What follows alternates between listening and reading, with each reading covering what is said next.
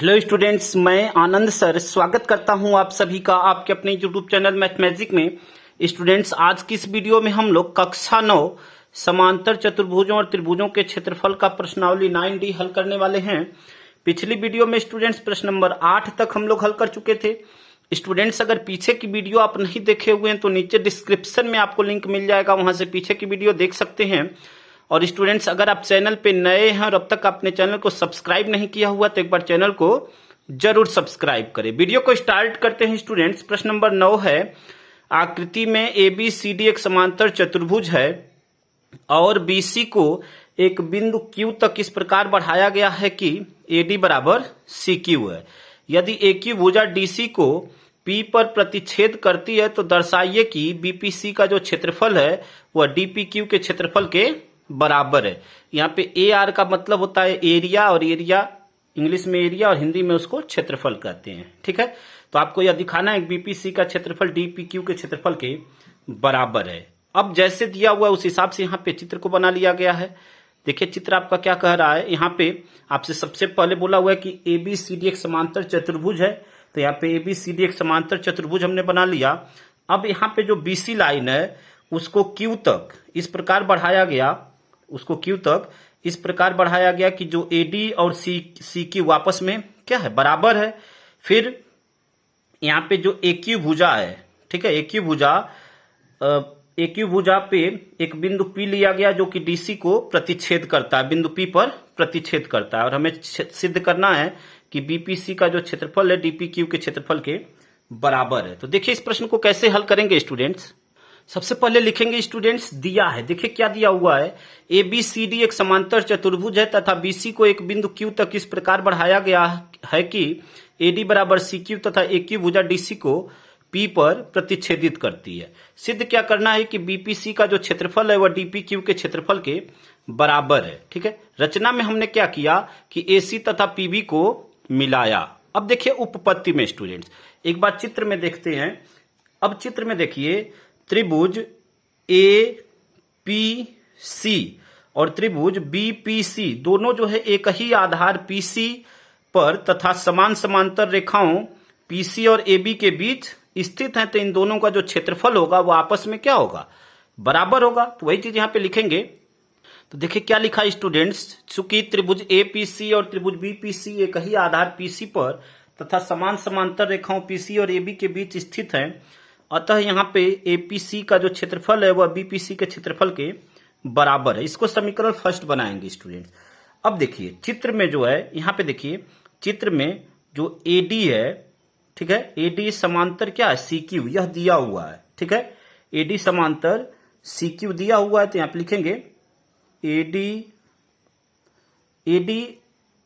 AD बराबर CQ। चित्र में यहाँ क्वेश्चन में दिया हुआ था, देखिए यहाँ पे हमने लिखा भी हुआ है AD बराबर CQ, समांतर ने AD बराबर CQ दिया है, तो यहाँ पे लिख देंगे दिया है।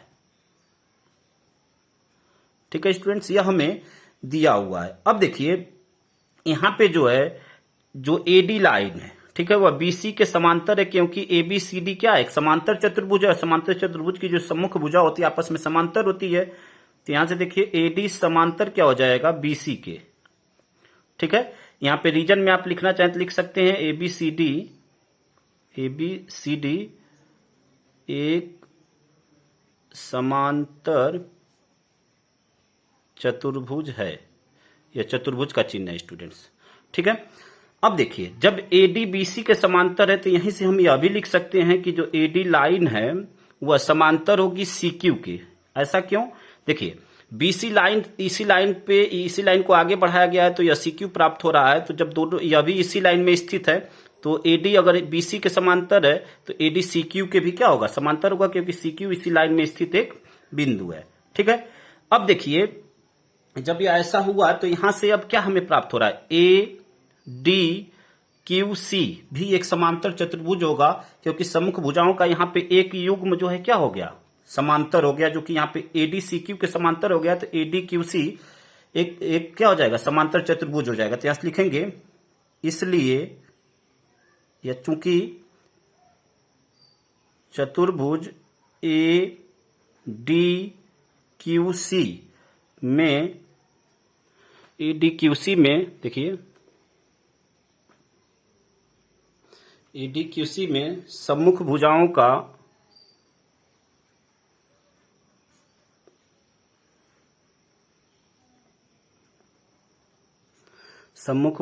का एक युग्म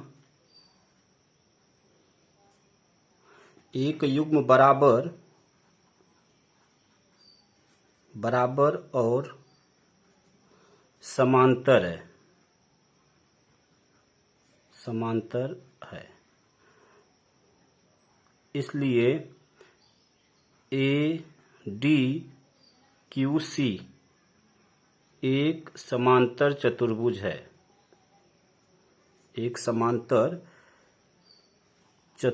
है, ठीक है। क्योंकि यहाँ पे देखिए ADCQ के समांतर हो गया था और AD और CQ एक दूसरे के समांतर भी हैं, बराबर भी हैं, तो यह ADQC जो है क्या हो जाएगा, एक समांतर चतुर्भुज हो जाएगा।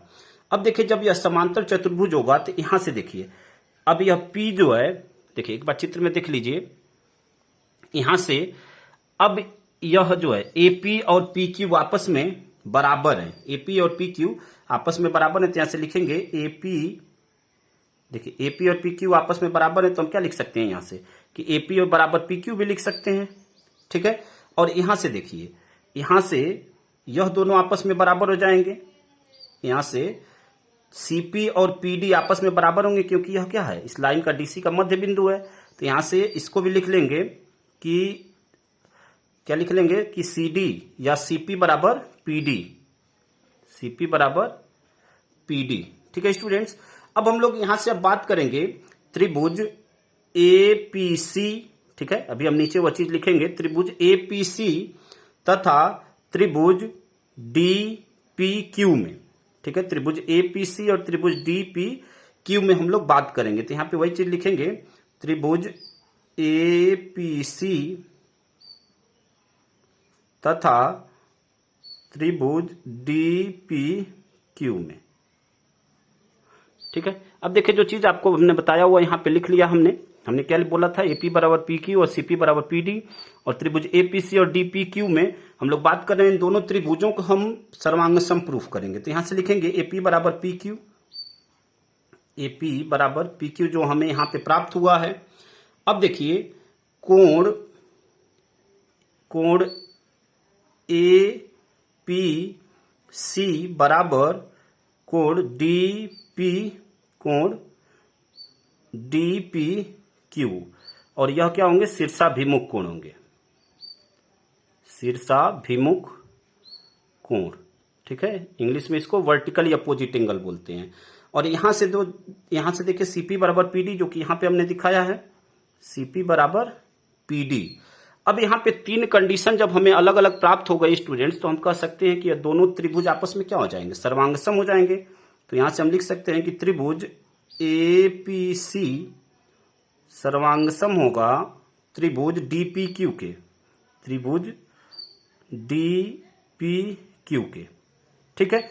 और जब दो त्रिभुज आपस में सर्वांगसम होते हैं, ठीक है, तो उनके क्षेत्रफल भी आपस में बराबर होते हैं। यानी यहां से हम यह कह सकते हैं कि एरिया APC बराबर, देखिए यहां से क्या कर सकते हैं, एरिया APC बराबर एरिया DPQ, ठीक है। अब यहां से समीकरण 1 का प्रयोग करेंगे। APC के स्थान पे देखिए समीकरण 1 में क्या है, BPC है, APC और BPC बराबर है, तो यहाँ APC के स्थान पे हम क्या लिख सकते हैं, BPC, क्योंकि हमें प्रूफ जो करना है उसमें BPC चाहिए। तो अब यहाँ पे हम क्या लिख देंगे, APC के स्थान पे समीकरण 1 से एरिया BPC लिख देंगे। तो यहां से एरिया BPC बराबर एरिया DPQ, और यही हमें प्रूफ भी करना था स्टूडेंट्स, ठीक है, यही हमें प्रूफ करना था। तो यहां पे लिख देंगे प्रूव्ड। उम्मीद करते हैं कि पूरी बात आपको अच्छी तरह समझ में आ गई होगी स्टूडेंट्स। अगले प्रश्न को हल करते हैं स्टूडेंट्स। अगला प्रश्न आपका प्रश्न नंबर 10 है। आकृति में ABC और BDE दो समबाहु त्रिभुज इस प्रकार हैं कि D भुजा BC का मध्य बिंदु है। यदि AE भुजा BC को F पर प्रतिच्छेद करती है तो दर्शाइए कि, फर्स्ट आपसे कह रहा है कि BDE का जो क्षेत्रफल है वह 1/4 ABC के क्षेत्रफल के बराबर है। सेकेंड आपसे कह रहा है कि BDE का जो क्षेत्रफल है 1/2 क्षेत्रफल BAE के क्षेत्रफल के बराबर है। फिर आपसे कह रहा है कि ABC का जो क्षेत्रफल है वह 2 इंटू BEC के क्षेत्रफल के बराबर है। फोर्थ कह रहा है कि BFE का जो क्षेत्रफल है वह AFD के क्षेत्रफल के बराबर है। और फिफ्थ कह रहा है कि BEF का जो क्षेत्रफल है वह 2 इंटू FED के क्षेत्रफल के बराबर है। और 6 कह रहा है आपसे कि FED का जो क्षेत्रफल है वह 1/8 और AFC के क्षेत्रफल के बराबर है। देखिए स्टूडेंट्स, प्रश्न थोड़ा सा बड़ा है, आपको एक एक स्टेप को ध्यान से समझना पड़ेगा। तो अब यहाँ पे देखिए हम चित्र में देखते हैं। यहाँ पे चित्र में हमने जो है EC और AD को, जो डॉटेड लाइन है, उसको मिलाया। ठीक है, अब यहाँ पे ABC एक समबाहु त्रिभुज बन रहा है। जब समबाहु त्रिभुज जो होता है उसका प्रत्येक कोण 60 अंश होता है, यानी कोण A, कोण B, कोण C तीनों क्या होंगे, बराबर होंगे, यानी 60 अंश के होंगे। अब देखिए यहां से BDE भी एक समबाहु त्रिभुज है, तो यहां पे भी कोण B, कोण D और कोण E भी 60 अंश के होंगे। ठीक है, अब देखिए यहां पे AC लाइन, AC और BE दो रेखाएं हैं, तथा BC, यहाँ पे जो BC है वह एक तिर्यक रेखा है जो इन्हें काटती है। और जब यह एक रेखा इन्हें काटती है तो कोण B और कोण C का जो मान होगा वह क्या हो जाएगा, 60 अंश होगा, क्योंकि यह एक एकांतर कोण बन रहा है। ठीक है, तो जब यह एकांतर कोण बन रहा है 60 अंश हो जाएगा। और एकांतर कोण का मान तभी बराबर होता है जब दोनों रेखाएं एक दूसरे के समांतर होती हैं। तो यानी यहां से हम यह कह सकते हैं कि यहां से जो BE है वह AC के क्या हो जाएगा, समांतर हो जाएगा, क्योंकि एकांतर कोण तभी बराबर होते हैं जब वह रेखाएं क्या होती हैं, समांतर होती हैं। अब देखिए इसी प्रकार जो है यहाँ पे AB, ठीक है, इसी प्रकार यहाँ पे AB और DE, ठीक है, दो रेखाएं हैं। और यहां से जो BF रेखा है एक तिर्यक रेखा है जो उन्हें काट रही है। तो यहां से कोण B और कोण D यह दोनों क्या हो जाएगा, 60 अंश हो जाएगा, क्योंकि अभी एकांतर कोण है। और जब यह 60 अंश होगा तो यह दोनों रेखाएं यानी AB और DE एक दूसरे के क्या हो जाएंगी, समांतर हो जाएंगी। ठीक है, तो वही चीज यहां पे लिखेंगे स्टूडेंट्स। तो देखिए क्या लिखा है स्टूडेंट्स, चित्रानुसार EC और AD को मिलाया। चूंकि त्रिभुज ABC एक समबाहु त्रिभुज है, अतः कोण A बराबर कोण B बराबर कोण C बराबर 60 अंश, तथा त्रिभुज BDE भी एक समबाहु त्रिभुज है, अतः कोण B बराबर कोण D बराबर कोण E बराबर 60 अंश। AC तथा BE दो रेखाएं हैं तथा BC एक तिर्यक रेखा है, तो कोण B बराबर कोण C बराबर 60 अंश, और यह एकांतर कोण से है। और जब एकांतर कोण तभी बनता है जब दो रेखाएं आपस में समांतर होती हैं, अर्थात यहां से हम कह सकते हैं कि जो BE है वह AC के क्या होगी, समांतर होगी। इसी प्रकार यदि AB और DE दो रेखाएं हैं तथा BF एक तिर्यक रेखा काटती है तो कोण B बराबर कोण D बराबर 60 अंश, यह भी एकांतर कोण है, अतः यहां से AB समांतर जो है DE के होगा। अब देखिए स्टूडेंट्स, प्रश्न थोड़ा सा बड़ा है, यह प्रश्न करने में कम से कम 3 से 4 पेज लगेंगे और वीडियो थोड़ा सा लंबा हो सकता है। यहां से फर्स्ट वाले को अब देखिए, हम यहां से समबाहु त्रिभुज BDE का क्षेत्रफल निकालेंगे। यहां से लिखेंगे समबाहु त्रिभुज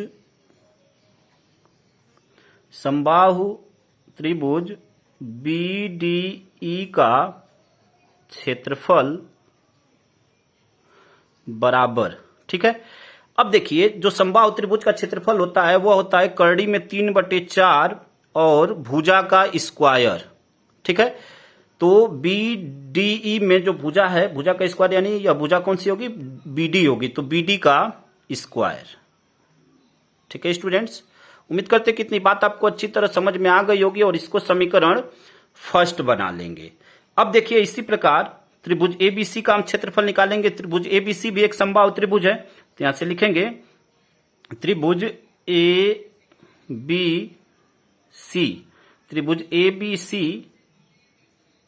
त्रिभुज ABC का क्षेत्रफल। ठीक है, समबाहु त्रिभुज ABC का क्षेत्रफल बराबर, तो यहां पे भी यह हो जाएगा करड़ी में 3/4।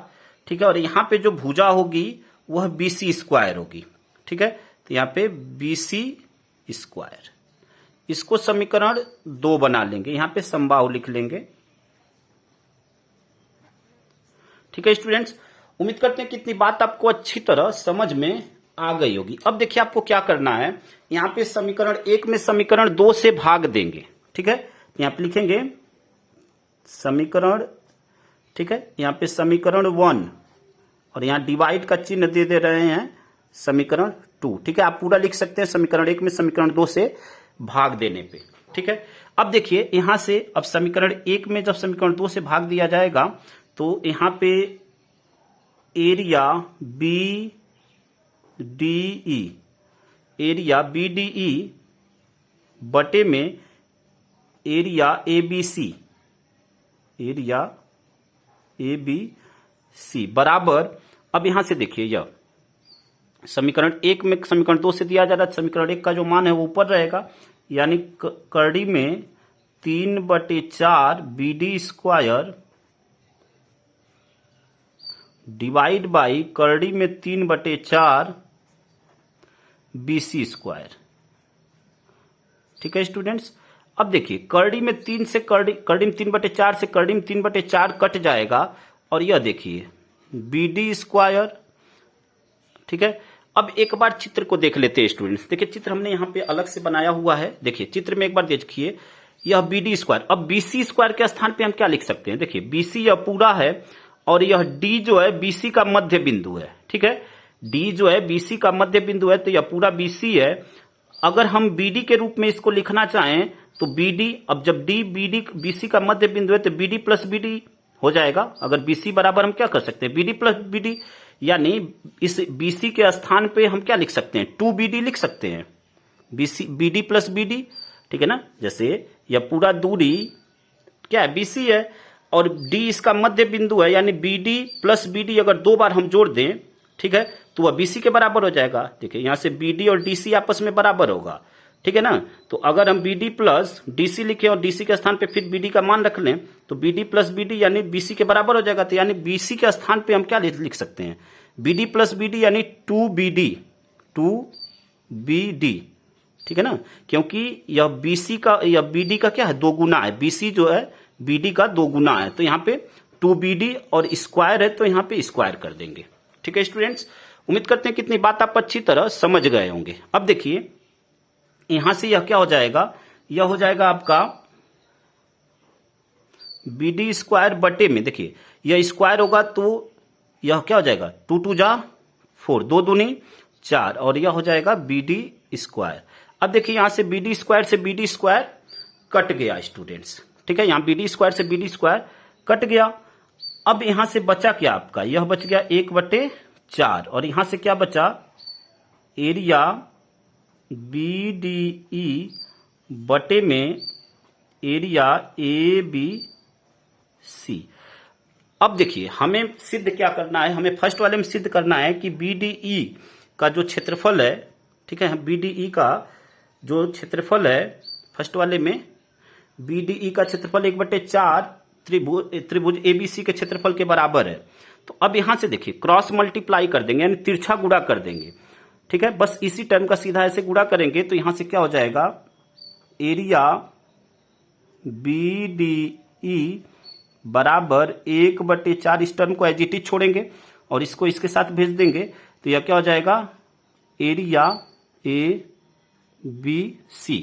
और यही फर्स्ट वाले में हमें प्रूफ करना था तो यहां पे लिख देंगे प्रूव्ड। ठीक है स्टूडेंट्स, उम्मीद करते हैं कि इतनी बात आपको अच्छी तरह समझ में आ गई होगी स्टूडेंट्स। अब देखिए अगले को हल करते हैं, यहां से सेकंड वाले को हल करते हैं, फर्स्ट वाला आपका प्रूफ हो गया। अब देखिए यहां पे जो त्रिभुज BEC है, देखिए त्रिभुज BEC है, ठीक है, इसमें ED जो है उसकी माध्यिका है, तो जब ED माध्यिका है तो यहां से जो है BDE का जो क्षेत्रफल होगा वह BEC के क्षेत्रफल का क्या होगा, आधा होगा। तो वही चीज यहां पे लिखेंगे स्टूडेंट्स। तो देखिए क्या लिखा, त्रिभुज BEC में ED एक माध्यिका है, जो चीजें आपको पहले हमने बताया। तो यहां से देखिए हमने अभी दिखाया था कि जो BDE का जो क्षेत्रफल होगा वह BEC के क्षेत्रफल का आधा होगा, BEC के क्षेत्रफल का आधा होगा। तो वही चीज यहां पे लिख दिया और उसको समीकरण 3 बना लिया स्टूडेंट्स। अब देखिए जब वह समीकरण 3 हो गया, अब यहां से देखिए, यहां से चित्र से जो BE लाइन है, यहां से जो BE लाइन है, ठीक है, वह AC के समांतर होगी। ठीक है, जो BE लाइन है वह AC के समांतर होगी। क्यों, क्योंकि त्रिभुज BEC और त्रिभुज BAE एक ही आधार बीई तथा एक ही समांतर रेखा बीई और एसी के बीच स्थित हैं, इसलिए जो बीई और एसी आपस में क्या होंगे, समांतर होंगे। तो वही चीज अब यहां पे लिखेंगे स्टूडेंट्स। तो देखिए क्या लिखा है स्टूडेंट्स, चूंकि यहां पे बीई समांतर एसी हो गया, तो देखिए हमने क्या लिखा, अतः त्रिभुज बीईसी और त्रिभुज बीएई एक ही आधार बीई तथा एक ही समांतर रेखाओं बीई तथा एसी के बीच स्थित है, जो कि हमने आपको पहले बताया। और जब यह एक ही समांतर रेखाओं के बीच स्थित हैं, तो इन दोनों का जो क्षेत्रफल होगा वह आपस में बराबर हो जाएगा, यानी क्षेत्रफल बीईसी बराबर क्षेत्रफल बीएई, और यह समीकरण 4 हो जाएगा स्टूडेंट्स। अब देखिए समीकरण 4 से देखिए यहां पे हम क्या करेंगे, बीईसी यहां पे और बीईसी का मान बीएई आया है, तो यहां से बीईसी का मान समीकरण 4 से उठाकर समीकरण 3 में रख देंगे, ठीक है। तो अब देखिए यहां से यह क्या हो जाएगा, यहां से देखिए बीईसी, यहां पे बीईसी के स्थान पे हम क्या रख देंगे, बीएई, तो यह लिखेंगे त्रिभुज, ठीक है, त्रिभुज बीडीई का क्षेत्रफल, एरिया बीडीई का क्षेत्रफल बराबर 1/2 और देखिए बीईसी के स्थान पे क्या रख देंगे, बीएई रख देंगे, ठीक है। बीईसी के स्थान पे, या बीईसी बराबर बीएई है, तो यहां पे बीईसी के स्थान पे क्या रख देंगे, बीएई रख देंगे। तो यहां पे रख देंगे त्रिभुज बीएई, ठीक है स्टूडेंट्स। और यही आपका सेकेंड वाले में प्रूफ करना था, तो यहां पे लिख देंगे प्रूव्ड, ठीक है। उम्मीद करते हैं स्टूडेंट्स की पूरी बात आपको अच्छी तरह समझ में आ गई होगी। अब देखिए यहां से अगले पार्ट को हल करते हैं स्टूडेंट्स।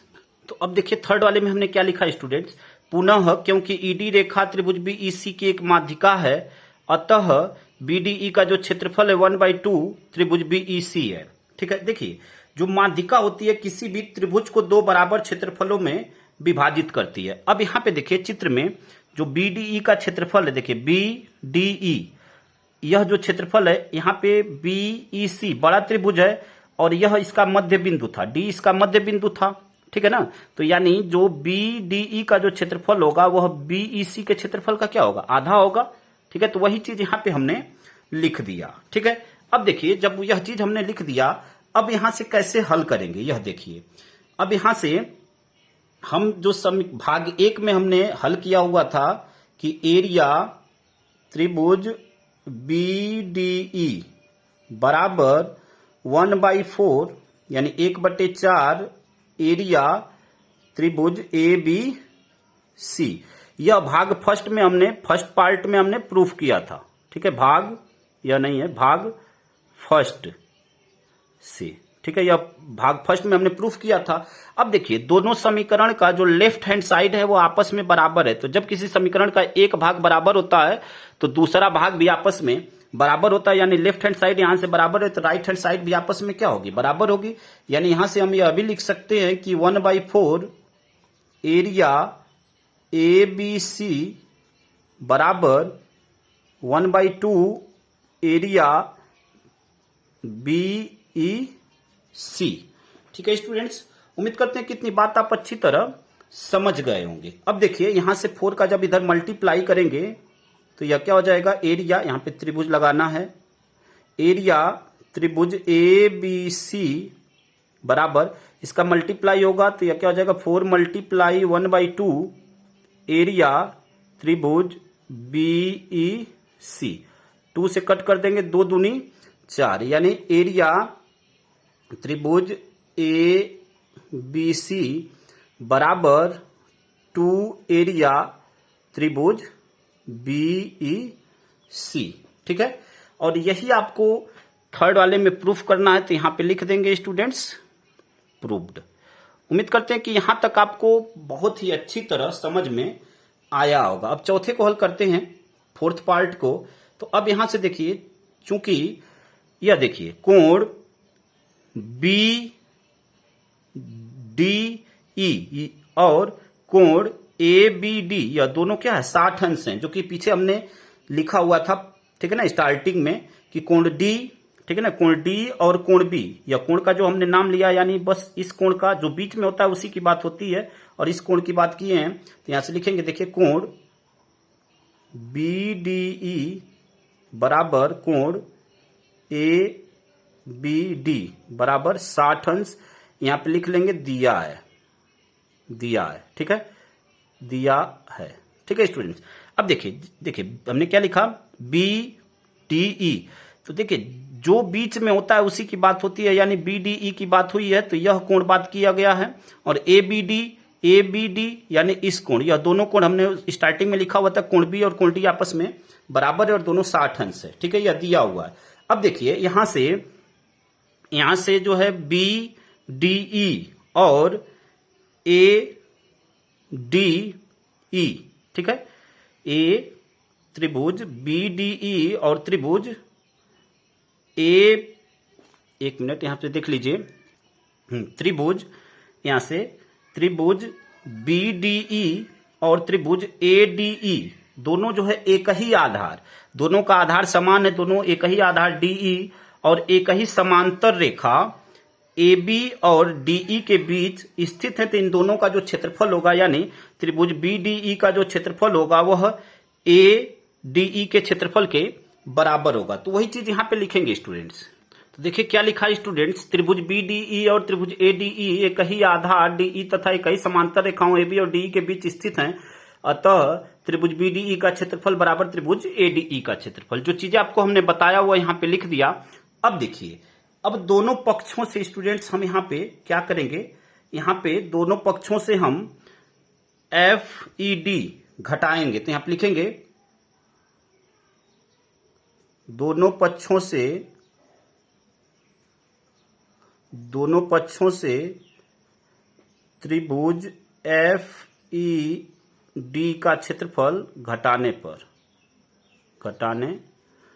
अब यहां पे घटाएंगे दोनों पक्षों से, तो देखिए एरिया त्रिभुज B D E minus area त्रिभुज एफ ई डी, ठीक है, फिर एरिया त्रिभुज A D E minus area त्रिभुज एफ ई डी, एरिया त्रिभुज एफ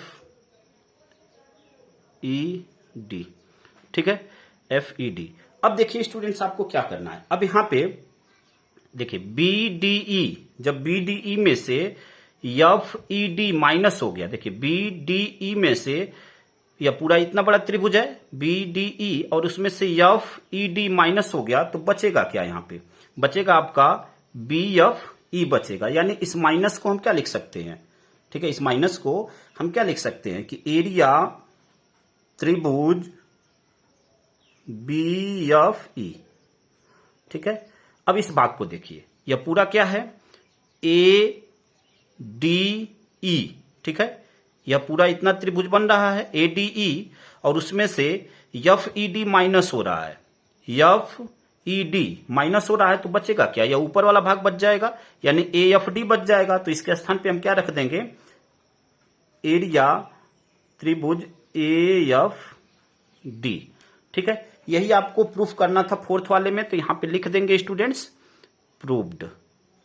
उम्मीद करते हैं कि इतनी बात आपको अच्छी तरह समझ में आ गई होगी स्टूडेंट्स। अब देखिए इसके अगले पार्ट को हल करते हैं, अगला फिफ्थ वाले को हल करते हैं, तो यहां पे डाल देंगे फिफ्थ नंबर, ठीक है।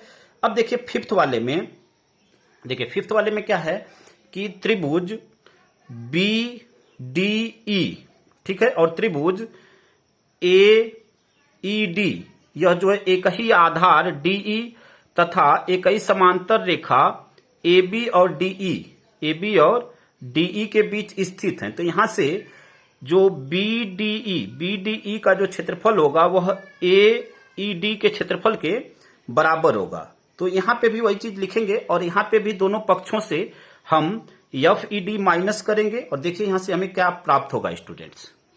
देखिए स्टूडेंट्स जो पार्ट 4 हमने प्रूफ किया इसी से हम काम चला लेंगे यहाँ पे फिफ्थ के लिए। तो देखिए यहाँ पे यह जो है, यह जो समीकरण अब जो प्रूफ हमने किया इसको समीकरण नेक्स्ट बना लेंगे। हम पीछे जो समीकरण 4 बना चुके हैं तो यह समीकरण 5 हो जाएगा। अब देखिए हम फिर पुनः हुआ लाइन ना लिखेंगे, जो चीजें यहाँ पे लिखा हुआ है उसके आगे कंटिन्यू करेंगे। तो अब देखिए यहाँ पे जो है जो समबाहु त्रिभुज होता है, यहाँ पे समबाहु त्रिभुज बन रहा है, तो जो समबाहु त्रिभुज होता है उस पर खींची गई जो माध्यिका होती है भुजा पे लंब होती है। तो वही चीज यहां पे लिखेंगे कि एक समबाहु त्रिभुज में खींची गई माध्यिका, एक समबाहु त्रिभुज में खींची गई माध्यिका भुजा पर लंब होती है, भुजा पर लंब होती है। अतः यहां से क्या हो जाएगा, अतः एडी जो है परपेंडिकुलर होगा किसके, बीसी के। ठीक है, यहां पे जो एडी होगा वह बीसी के क्या होगा, परपेंडिकुलर होगा। ठीक है, तो अब यहां पे देखिए, अब यहां से जब हम एएफडी, अब यहां पे जो है यह जो भुजा होगी, जो एडी भुजा होगी वह त्रिभुज एबीसी की क्या होगी, माध्यिका होगी। तो यहां पे लिख लेंगे एडी भुजा त्रिभुज एबीसी की माध्यिका है। ठीक है, अब देखिए जब यह माध्यिका है तो इसका जो क्षेत्रफल होगा, यहां से त्रिभुज एएफडी, त्रिभुज एएफडी का जो क्षेत्रफल होगा, एएफडी का जो क्षेत्रफल होगा वह क्या हो जाएगा, 1/2 आधार गुणे ऊंचाई, यानी आधार एफडी, ठीक है, एफडी और गुणे क्या हो जाएगा, एडी। ठीक है स्टूडेंट्स, इसको नेक्स्ट समीकरण बना लेंगे, समीकरण 6। उम्मीद करते हैं स्टूडेंट्स कि यहां तक आपको पूरी अच्छी तरह समझ में आ गया होगा। अब देखिए क्या लिखा है स्टूडेंट्स, अब बीसी भुजा पर ई बिंदु से एक लंब रेखा ईजी खींचा, जैसे ऊपर हमने बताया, अर्थात यहां से ईजी परपेंडिकुलर क्या हो जाएगा, बीसी। ठीक है, अब देखिए, अब यहां पे एफ ई डी, ठीक है, एफ ई डी का जो क्षेत्रफल होगा वह 1/2 एफ डी गुणे ईजी होगा। इसको समीकरण 7 बना लेंगे। लिखने वाली लाइन हमने पहले लिख लिया है ताकि जो वीडियो हो वह बहुत लंबा न हो सके स्टूडेंट्स। ठीक है, अब देखिए समीकरण 6 में समीकरण 7 से भाग देंगे तो देखिए समीकरण 6 क्या है, एरिया ए एफ डी बटे में समीकरण 7 क्या है, एरिया एफ ई डी। लिख लिया, लेफ्ट वाला भाग लेफ्ट वाले भाग में, राइट वाला भाग राइट वाले भाग में 1/2 एफ डी गुणे एडी बटे में 1/2 एफ डी गुणे ईजी। देखिए यहां से 1/2 एफ डी कट गया, एडी बटे ईजी बच गया। ठीक है, अब देखिए यहां से, अब यहां से क्या हुआ आपका, एरिया एएफडी बटे एरिया एफईडी। देखिए समबाहु त्रिभुज का जो शीर्ष लंब होता है वह होता है करड़ी में 3/4 गुणे, करड़ी में 3/4 गुणे भुजा। ठीक है, तो अब यहां पे करड़ी में 3/4 और भुजा यहां पे बीसी है। ठीक है, और इसके लिए करड़ी में 3/4 और भुजा बीडी है। ठीक है, अब यहां से करड़ी में 3/4 से करड़ी में 3/4 क्या हो जाएगा स्टूडेंट्स, कट जाएगा। और यहां से देखिए जो बीडी है, यहां पे एक बार चित्र में देखिए, जो बीडी है वह बीसी का क्या है, आधा है, यानी बीसी, यहां बीडी के स्थान पे क्या रख सकते हैं, जब बीसी का आधा है तो यह बीसी हो गया, और यह BC/2 लिख सकते हैं। यहां बीसी से बीसी कट गया और यह 2 ऊपर चला जाएगा स्टूडेंट्स।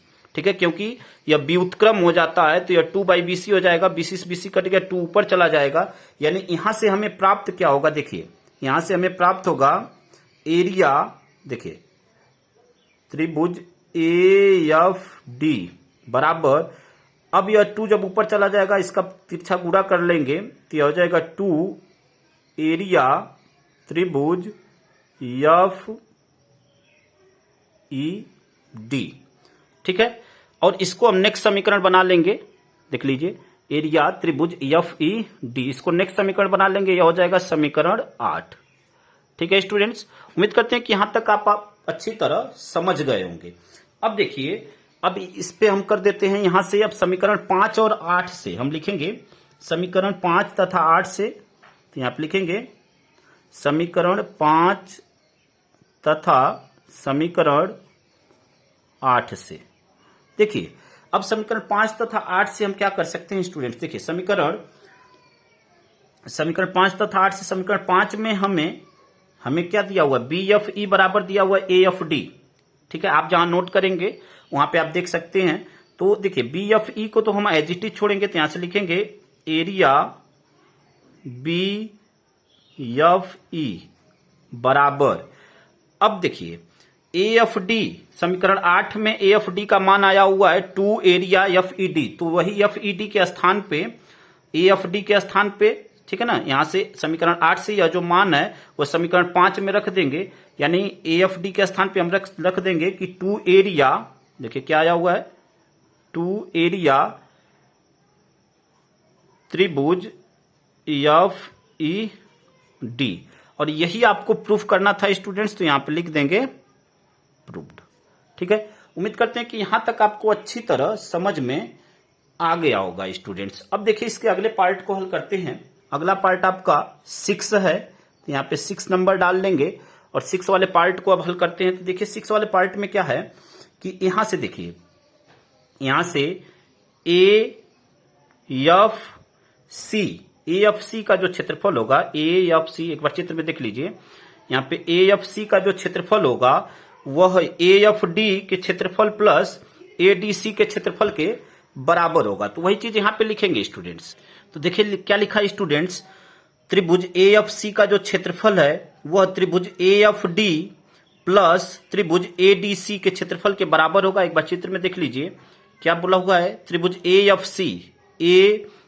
सी का जो क्षेत्रफल होगा वह ए एफ डी और ए डी सी, ठीक है, इसके अंतर्गत दो त्रिभुज बन रहे हैं, ए एफ डी बन रहा है और ए डी सी, इन दोनों त्रिभुजों के सम के बराबर होगा। अब देखिए यहां से जो समीकरण 8 हमने पीछे किया हुआ था वहां से ए एफ डी के स्थान पे, ठीक है ना, ए एफ डी के स्थान पे हम मान रख देंगे उसका समीकरण 8 से, तो वह क्या मान है, वह मान है 2 एरिया एफ ई डी, तो यहां पे हमने लिख दिया 2 एरिया एफ ई डी, ठीक है, समीकरण 8 से हमने मान रखा हुआ है। ठीक है, यहां पे आप रीजन में लिख सकते हैं समीकरण 8 से, समीकरण 8 से, ठीक है, 2 एरिया एफ ई डी। अब देखिए ए डी सी क्या है, देखिए ए डी सी जो है वह त्रिभुज ए बी सी का आधा है, क्योंकि डी जो है बीसी का मध्य बिंदु है, ठीक है ना, डी जो है बीसी का मध्य बिंदु है, तो जो ए डी सी है वह त्रिभुज ए बी सी का आधा है, तो हमने क्या रख दिया उसके स्थान पे, ए डी सी के स्थान पे 1/2 और एरिया त्रिभुज ए बी सी। ठीक है, उम्मीद करते हैं स्टूडेंट्स कि यहां तक आप समझ गए होंगे। अब देखिए ए एफ सी का जो क्षेत्रफल है वह क्या हो गया, 2 area F E D plus देखिए 1/2। अब यहां से देखिए आपको भाग 1 से त्रिभुज, भाग 1 में हमने प्रूफ किया हुआ था, ठीक है, भाग 1 में हमने प्रूफ किया हुआ था कि बीडीई का जो क्षेत्रफल है 1/4 एबीसी के क्षेत्रफल के बराबर है, तो यहाँ पे एबीसी के स्थान पे जो 4 इधर था उसका मल्टीप्लाई हमने कर दिया, तो 4 एरिया क्या हो गया, त्रिभुज बीडीई का क्षेत्रफल, और यहाँ पे हमने भाग 1 से लिख दिया। अब देखिए यहां से क्या हो जाएगा, 2 एरिया एफ ई डी का क्षेत्रफल प्लस यहां से 2 से 2 कट जाएगा, यहां से 2 से 4 कटेगा, तो 2 2 जा 4, 2 दूनी 4, तो 2 एरिया त्रिभुज बीडीई हो गया। ठीक है, उम्मीद करते हैं स्टूडेंट्स कि यहां तक आप अच्छी तरह समझ गए होंगे।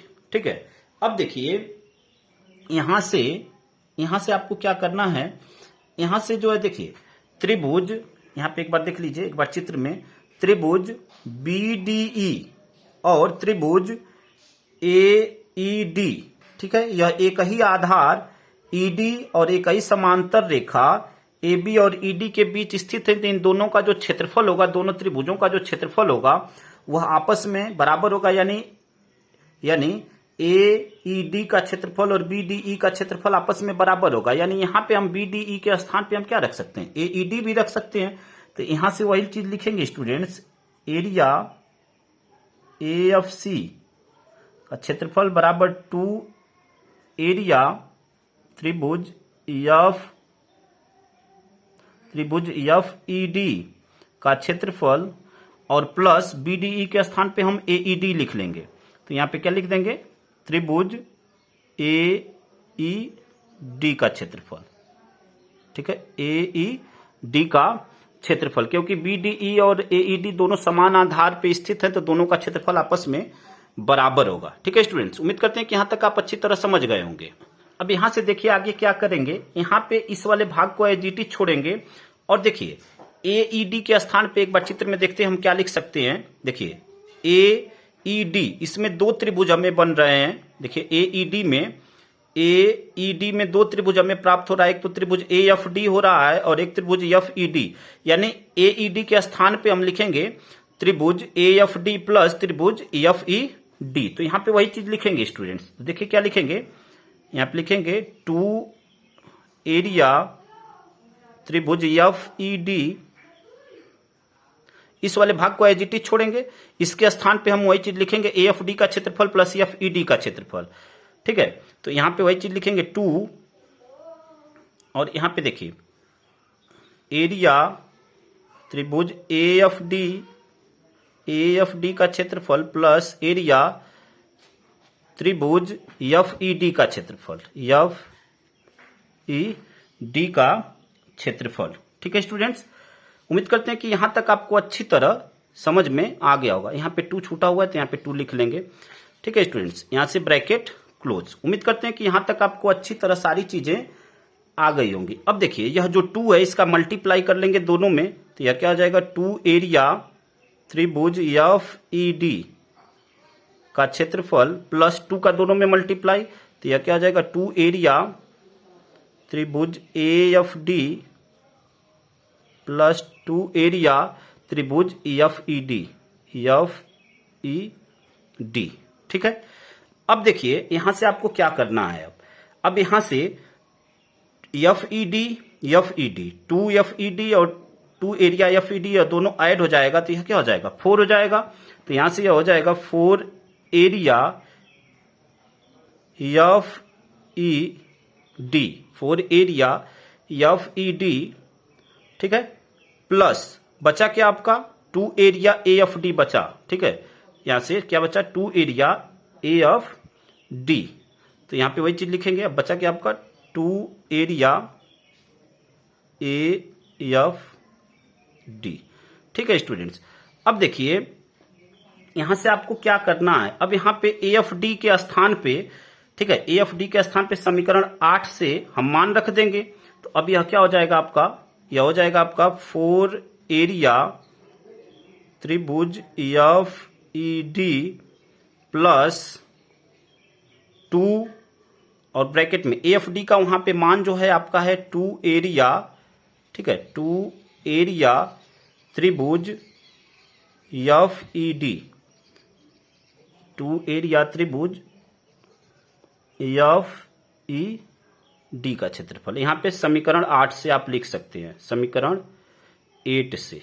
ठीक है स्टूडेंट्स, समीकरण 8 से। अब देखिए जब मान रख दिए तो यह हमें प्राप्त क्या हुआ, हमें प्राप्त हुआ 4 एरिया, ठीक है, 4 एरिया FED का क्षेत्रफल त्रिभुज FED का क्षेत्रफल। ठीक है, प्लस अब यहां पे देखिए 2 2 जा 4, 2 दूनी 4, तो 4 एरिया त्रिभुज FED का क्षेत्रफल, त्रिभुज FED का क्षेत्रफल। ठीक है स्टूडेंट्स, उम्मीद करते हैं कि इतनी बात आपको अच्छी तरह समझ में आ गई होगी। अगले पेज पे हल करते हैं स्टूडेंट्स इसको।